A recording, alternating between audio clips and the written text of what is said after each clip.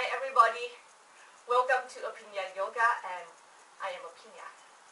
Today, back to basics is one of the action in the yoga practice. To me, it's really dear to my heart, is to pay attention on the action of the feet.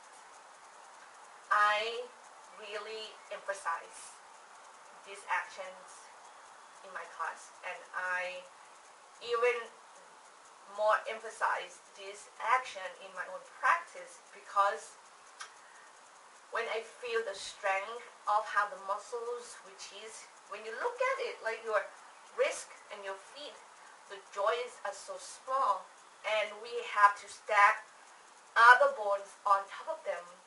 I feel like if you realize on the joints itself, at one point it's just going to get hurt. When I learn the action of engage the muscles around the joint, to me, I feel like it makes sense, and I just want to protect myself from getting hurt as best as I can. So I have a strong belief in this, and I would love to share it to you. So today you are going to learn how to do the action of the feet in yoga practice. I'm going to put the video closer to me, and I might not film my face when I try to film my feet, because I really want you to see the action clearly so you can practice it at home. Okay, everybody? Well, you can just use your ears to hear my voice and use your eyes to see the action of my feet. And for now, this video, my face doesn't have any meaning at all.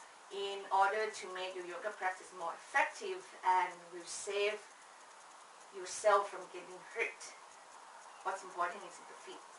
As you can see, I'm actually kind of do some of it already, because I have been doing this for so long, and it's become a habit of mine.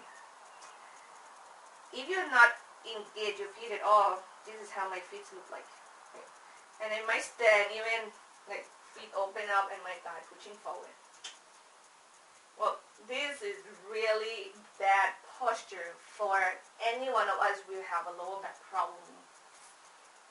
I think the list can just go on from here. However, I'm not going to talk about anything above the ankles. I'm just going to focus on from the ankle down, which is a very narrow area, but the action can be really challenging for a lot of you. Please stand with your feet parallel toward one another first. You parallel your feet by draw the line from your second toes, bisect your ankle, and let that line parallel toward one another. Okay?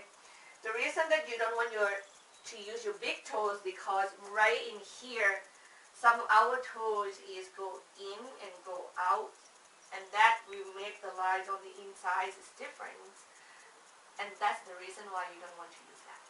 Okay? And right here, I remember when I did this first time, I feel like I pitching my toes. It's the weirdest feeling ever. But when I look at my feet, I actually did not do that. And the reason for that, your muscle get used to stand with your feet, like stand with our feet open out, and these muscles are developed. So when we change just a tiny angle of it, those muscles are changing their job, and that's why the weird feeling is kicking in. However, it's not a bad weird feeling. It's a very good weird feeling that I want you to start to develop, to embody them. All right? Yeah. Now from there,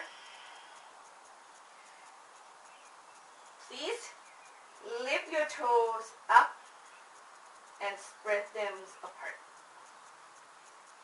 And make sure that you have your weight evenly on four corners of your feet.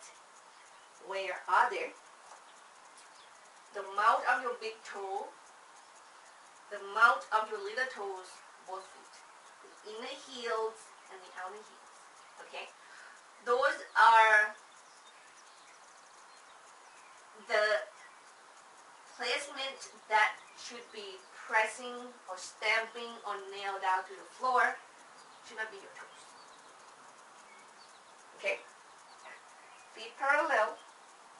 Lift your toes up. Spread them wide apart. Why do we need this action? Well, as you can see, I'm going to put the toes down. Lift up and spread them apart. Bring them down. I just want you to see what's going on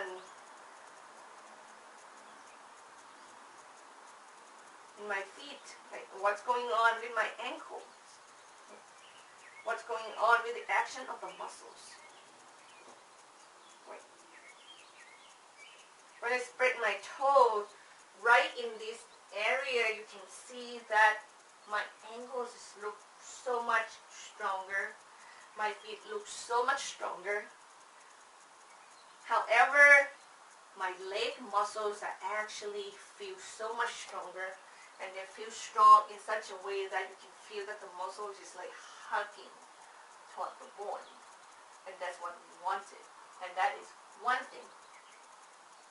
The other thing is, when you lift the toes up and spread them wide apart, you see the arch. You see that right there. We need the arch. Feet should have arch. And you can create arch in your feet yourself, but it's not going to be easy if you are not or have not been doing it for a while. Some of you have a specific problem that made you have like flat feet forever. I'm very sorry about that. And hopefully the doctor can help you. However, for most of us, we are not. And we made ourselves have flat feet because we do not learn how to create them. Okay?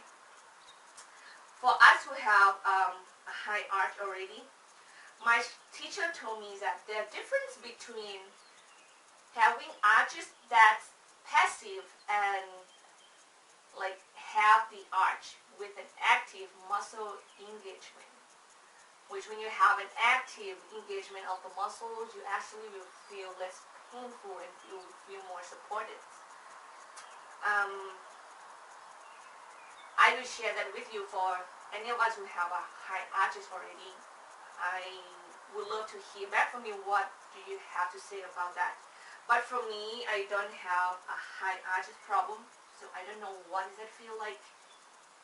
I have like a normal arches, and I can make my arch more engaged by spreading my toes, and I have been doing it for years, like decades of practice, and I feel very good. I feel really supported. Alright, not done yet, almost. However, for many of you, this might just be where you should be for now. And you don't need to be here for a very long time. Some of you will feel cramped very quickly. Don't like do to the point that your muscles just have a spasm because they will move them, then now you just ask a lot from them. You should be patient and gradually strengthening the muscles, even right here. Yeah. Right. Feet parallel. Lift your toes up, spread them wide apart. See that you're on 4 corners of your feet, balancing on each corner. See that your ankles are square. There's no, I believe this supination or pronation. Like you can see at the ankle, like on the inner and outer sides of the ankle, you want it to be. Hopefully I didn't actually block the glue. Like it's not like in too much, out too much, just square. Now, from that, let's say when you're very good at this already, the next thing that I want you to add in this is to bring the big toes and the little toes down to the floor. Yep. Whatever's going on with the 3 in the middle, just let it be. Normally, they will stay lifted, but they're not going to be as lifted as when you bring 5 toes off the floor. Okay. When you bring the big toe down and the little toe down, that 3 toes is going to come down as well. But I will not mean to bring it down to the floor and squeeze my feet like that. It's going to be lifted. And as you can see, my toes are really spread wide apart. The reason for that, because I have been doing this action for a very long time. And my toes are not cramping toward one another, which now I don't like those feelings at all. For any one of you that wear shoes that squeeze your toes together, I have students that walk into my class that just have the toes like this, and they just have no awareness from the up, like on your mind, and really be able to move the muscles of the feet, and they have so much of the feet problem because of misaligning the bones in your joints on the feet. Okay. So for healthy feet, it should be wide in the front open. You lift the toe to create the arch. You don't need to overdo it. You just do it enough. We just take practice to understand what that means as well. Enough. And actually, from one pose to the other, that strength of your feet muscles will change too.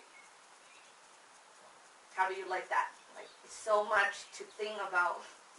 I hear these terms a lot, but to me that will make your awareness become stronger, which is good for living day to day. Having said that, this is it. That's what I would love you to practice. Lift the toe, spread them wide, be on 4 corners of your feet, like ankles are square, and learn to press the big toes and the little toe down to the floor. That's it, everybody. Hopefully you like the tips. And you're not just like the tip, you love the tip. If you're not loving the tips, I hope you can make yourself slowly, gradually to love this video. It has been supporting my practice greatly.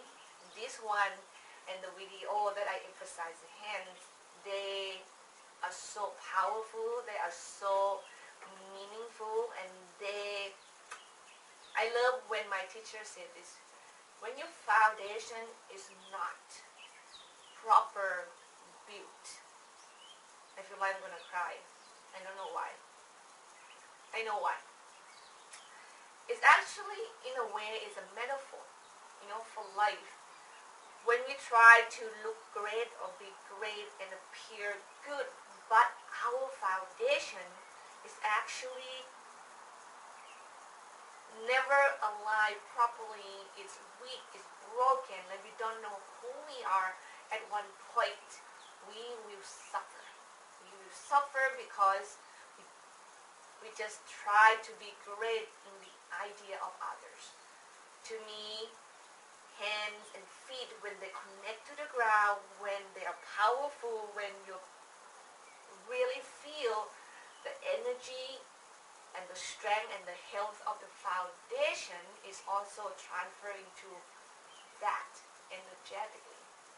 I feel my practice each day that they are supported well, and I will not hurting the wrist and my feet, and it make the rest of the pose become more powerful, and I feel really in my own self. And I would love you to feel that. So please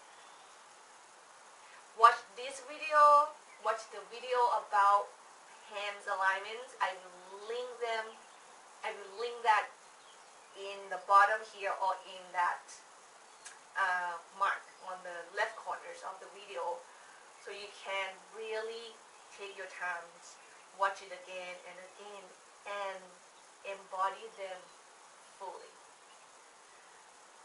I know that you will be supported and your practice will take off. Thank you so much for watching the video, everybody.